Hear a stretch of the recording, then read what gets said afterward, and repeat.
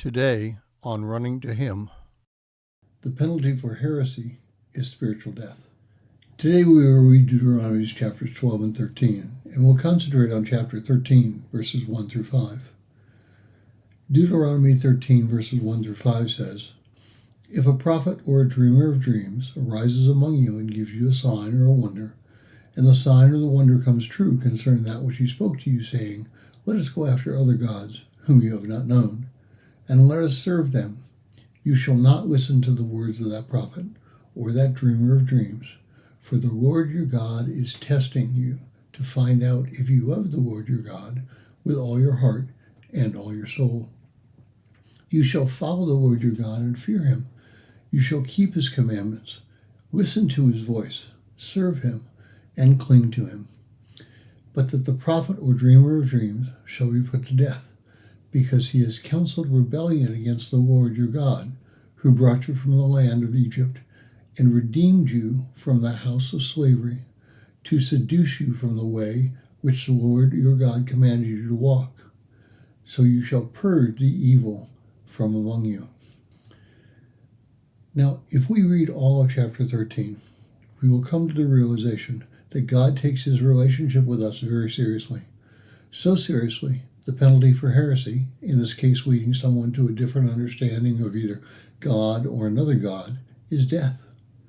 In today's world, Jewish parents do not stone their children for coming into a relationship with Jesus Christ, but they might banish that child and consider them dead. And we find in Acts chapters 6 and 7 this exact punishment of a stoning of a person who leaves Judaism with the story of Stephen's stoning.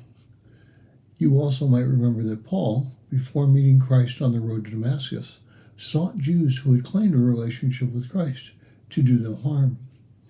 He was also sought by Jews who vowed to fast until they killed him. See Acts 25, verses 1 through 4. But what does that have to do with our lives today? The answer is twofold. First, suppose that we are going to speak to a Jewish person concerning Christ. In that case, we must recognize that if that person comes to a relationship with Christ, they might suffer a complete loss of family and a potential loss of their entire culture. Therefore, we need to encourage those who take that step to form a familial bond with believers, particularly the ones who brought them to Christ. The second aspect of today's reading concerns people being in heretical organizations that purport to be Christian. Now, there are thousands of denominations floating around the United States and the world today. Most of these denominations teach something other than a good walk with Christ. Therefore, we should teach our children and remember our relationship with God through Christ and what that relationship looks like. We should not go seeking new things, and we should certainly stay away from denominations and people who pronounce a new theology, such as the advocacy of allowing sexual sin into our churches and our lives. Satan uses culture to try and change the theology of the Christian church. We will be judged for living heresy if we allow that culture into our lives. So we must be watchful and careful of what we listen to and what we bring into our hearts.